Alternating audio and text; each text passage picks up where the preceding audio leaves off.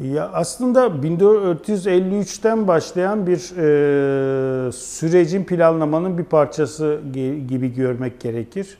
1453 yılında parantez içinde İstanbul'un fethi sonrasında halen o coğrafyada yaşayan, İstanbul'da yaşayan, Konstantinopolis'te yaşayan bir dünya Rum vardı ve daha sonrasında da özellikle 1915 sonrasında 1950'lerin başlarında Anadolu'dan özellikle İstanbul'da göç eden diğer az bırakılan halklar oldu. Yani Ermeniler, Süryaniler, Yahudiler vardı ve 1955 öncesinde yaklaşık 1 milyon yakın bir insanın olduğu bir yerde beşte biri diğer halklardandı ve kültürü, siyasete bakışı, ekonomiye bakışı, ekonominin içerisinde yer oluşu halen İstanbul'un belli noktalarında bu hakimdi ve güçlüydü. Evet, belki orası Rumların bir memleketi halen değildi ama kültürel açıdan oraya sonradan gelen Türklerin de İstanbul'un o etnik dokusunda yer alıp ve kendilerini daha İstanbullu gördüğü bir dönem vardı ve bu süreç aslında çok da planlanarak yapılmıştı. 1950'lerde biliyoruz ki 45 ve 50'ler arasında Anadolu'da kalan kilise, mezarlık, okul gibi yerlerin yıkıldığını ve zorunlu olarak azınlık toplumların, Rumlar da dahil olmak üzere İstanbul'a geldiler. Geldikten sonraki bu kültür yapısının Türkleştirilme projesi açısından böyle bir planlamaya gidildi ve bunun planlama olduğunu da şuradan okuyabiliyoruz. O dönemin Express gazetesi, İstanbul Express gazetesinde günlük tirajının neredeyse 10 katı kadar bir tirajla basıldığını ve devletin de Atatürk'ün evi bombalandı yalanını ortaya çıkardığını, bu bombalamanın aslında devletin MİT'in planladığını, Güven adında bir öğrencinin yaptığını, daha sonra o Güven'in kısa bir sürede cezaevinden çıktıktan sonra devletin çeşitli kademelerinde görev aldığını biliyoruz. Dönemin Celal Bayar ve Adnan Menderes aralarındaki konuşmaları biliyoruz ve biz bile bu kadar beklemiyorduk sözleri.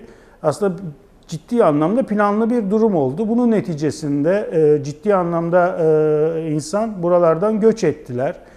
Büyük acılar yaşandı. Ekonomik acılar dışında insani acılar, kadınlara tecavüzler, din insanlarına yapılan o saldırılar ve yaklaşık 6.000 yakın az bırakılan halkların okulları, iş yerleri, kültür evleri, evleri olmak üzere yağmalandığını biliyoruz. Bunu da geçmişte planlamasını özellikle o dönemki sendikalar üzerinden Anadolu'nun yakın yerlerinden insanların buraya taşınarak ve ellerinde neredeyse aynı standartlarda kesilmiş tahtalarla yapıldığını ve bu konuda bir çalışma yürüttüğünü biliyoruz.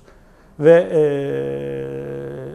o yağmalamalara uğrayan ailelerin yan komşularının örneğin Agop siz burada durmayın bugün buralar karışabilir diyen Türk komşularının da bilgilerinin olduğunu çeşitli tanıklardan görmüş durumdayız. Evet, gerçekten kara bir leke ve bu kara bir leke bugün de yüzleşilmediğinden dolayı çeşitli beden değiştirerek başka insanlara saldırılarla olabiliyor. Bu Konya'da Kürtlere olabiliyor, Kayseri'de göçmenlere olabiliyor.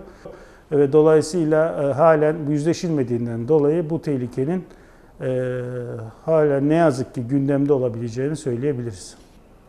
En yakın zamanda bana göre pogrom olarak Kayseri'de yaşananlar var. Hepimiz biliyoruz ki evlerin işaretlenmeleri. Bu işaretlenme kavramını aslında ilk 1915 öncesinde görüyoruz. Bir gün öncesinden azınlık evlerinin yapıldığı, ne derler, işaretlendiğini biliyoruz. Hatta örnek olarak yakın bir arkadaşımın başına gelen bir durumdur.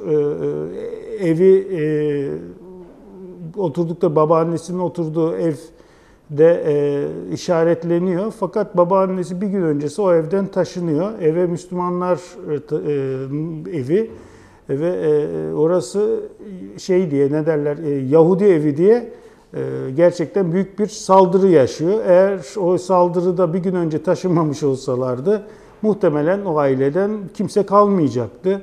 Benzer bir dünya hikaye var. Örnek hemen bu şu anda çekim yaptığımız yerdeki yakınında Yeldermen'deki bir kilisenin minaresinin iple bağlanarak yerlerde süründürüldüğünü biliyoruz. Benzer durumlara baktığınız zaman Alevi toplumuna da her bu tarz saldırı olduğunda işaretlenmeler, evlerine işaretlenmeleri görüyoruz. Aslında belleklerde bu şiddet halen aktif olarak sürdüğünde işaret. Yine bakıldığı zaman Alevilerin hedef olduğunu söylememiz mümkün. Konya'daki Kürtlerin hemen hafızamızda yaşadıkları, oraya zorunlu şartlarla gelip kendilerini var ettikten sonra, orada yer edindikten sonra bunu hazmedemeyen, oranın da saldırılar olduğunu ve ne kadar insanın katledildiğini biliyoruz. Benzer durum Malatya'daki Hristiyanlara yönelik, Protestan Hristiyanlara yönelik saldırılar oldu. Konya'da başlayan ve etrafında süren göçmenlere yaptı ve bu göçmenlere de algı yönüyle oradaki sınıfsal olarak ekonomik açıdan zor durumda olan toplumlar üzerinden onları kışkırtarak orada bir ayaklanma yapıldı. Hukukun ayaklara altına alındığı bir yaşamdı ve ciddi bir boyutta sorunlar yaşayabilirdi. Bizler o zaman Göç ve Mülteciler Komisyonu olarak elimizden geldiğince bunu önlemek için çabalar harcadık. Ama bakıldığı zaman bu tehlike hafızada hep var ve bugün ülkenin öteki görülen toplumları her daim bunu yaşayabilir. En basitinden bugün artık sayıları çok az olan azınlıkların bile bu yeni çıkan kafes operasyonlarındaki alınan bilgilerde hedef haline getirildiği ve bunlara dair saldırı planlaması olduğu kayıtları çıktı. Bilemiyorum bunlar ne kadarı doğru ama net şudur ki 6-7 Eylül 1955'ten yüzleşilmediği takdirde öteki görülen tüm halklar, öteki görülen her kesim bir gün hedef altında olabilir. Yüzleşme topyekün olmalı. Yani bir kere demokratik adımların gerçekçi olabilmesi, geçmişte yaşanan acıların iyi anımsanmasıyla geçerli. Bugün cumartesi annelerine bakıyoruz. Kayıp anneler, aileler çocuklarını arıyor. 100 yıldır bu coğrafyada insanlar yakınlarının bedenlerini arıyor ve bu büyük bir acı ve bu büyük acı toplumun her köşesinde var. Yani ve bu acı siz ne kadar üstünü kapatırsanız kapatın her daim ortaya çıkıyor ve her daim varlığını sürdürmeye devam edecek. Ve ben her zaman söylerim bu bir lanet olarak da bu coğrafyanın üzerinde kara bir bulut olarak da geziniyor. Çünkü bununla çözmediğiniz ve o ruhlarla vedalaşmadığınız sürece bu acılar üzgünüm ki farklı kimliklerde, farklı kişiliklerde devam edecek ve bu coğrafyanın tamamına hiç ayırt etmeden bu acının bir parçası olarak yaşamaya devam edecek. Bunu çözmenin tek yolu geçmişte acıları yaşatanların lanetlenmesi, bugün yaşamasalar bile onların suçluluklarının kayda geçirilmesi. Aksi takdirde bunlar geçirilmediği takdirde bu tip olan kişiler, failler her daim yeni failleri ortaya çıkartabilir. Ama eğer siz bunların suçlarını yargılayıp gerçekten o insanların mezarlarını, o insanların kayıp olan bedenlerini bir şekilde ailelerine teslim ettiğiniz gün bu coğrafyada gerçekten birçok şeyin aşılmış olduğunu düşünüyoruz. Peki bugün buna baktığınız zaman en fazla failler kimler yaşadı? Geçmişte 100 yıl evvel Ermeni toplumu, Süryaniler. Bugün ise bakıyoruz Alevi ve Kürt halkının en başa yazabiliriz. Bu cumartesi annelerine gittiğimiz zaman ben de defalarca zaten katılırdım. Sonda 3 hafta evvel komisyon olarak, Ölüye Saygı İnisiyatifi olarak katılmıştık. Ben de katılmıştım.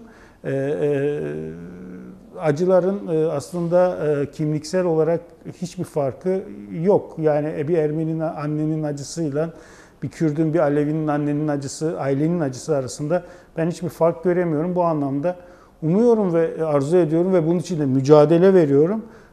Bu faillerin, bu fail olan konuların, bu acı olan konuların tüm yüzleşmelerin bir parçası olarak hep birlikte bunu çözeceğiz. Bunu umut ediyorum. Evet, yani bu aslında devletin politikasının değişimini zorlamanın önemini ben yorumlayabilirim. Devlet kendi işine gelmeyen şeyleri kendi hafızasında, DNA'sında, bu hangi ülkede olabilirse, bugün İngiltere için de geçerli olarak söyleyebiliriz, İsrail için de olabilir söyleyebiliriz. Hatta Ermenistan için de söyleyebiliriz. Yani bunların devletin kendi bir DNA'sı vardı, belleği vardı ve bu şekilde siyaset yapabilirler. Ama buna dair toplumun bilinçlenmesi bunu anca önünü kesebileceğini düşünüyorum. Ve ben özellikle Kürt hareketi ve diğer toplumların da bundan etkilenerek artık ülkedeki demokrasi talebinin, savaş politikalarına karşı mücadele talebinin çok önemli bir yerinin olduğunu, bu oluştuğunu söylüyorum ve açıkçası süreç içerisinde de bu ortamın oluşturulmasına Sayın Öcalan olmak üzere bu koşullara bir imkan oluştu. Ve bu imkanı değerlendirmek açısından da aslında tarafların tamamı ve özellikle Batı'nın, Batı kesiminin, Batı'da bulunan her kesimin bu konuda bir müdahalesinin olmasını gerekiyor. Eğer gerçekten biz bu coğrafyadaki laneti sonlandırmak istiyorsak bir şeylere ses vermemiz lazım. Barışa ses vermemiz lazım. Mücadeleye ses vermemiz lazım. Bunlar çok zor şeyler değildir. Bunda herkes kazanır. Bunda en fazla Türkler kazanır. Türkiye halkları kazanır. Çoğunluklar bunda en fazla kazancı elde eder. Bundan korkmamak lazım. Eğer bunu biz başarabiliyorsak gerçekten bu coğrafya bence en yaşanılabilir hal olacağı coğrafyalardan bir hale dönüşecektir. Eminim ki demokrasi talepleri dillendirdikçe coğrafyanın bir bütününde tamamen daha fazla demokrasiyi konuşan farklı görüşlerden toplumlar olarak da yan yana geleceğimiz oluşumlar olacak. Bu çok da bir zenginlik katacaktır.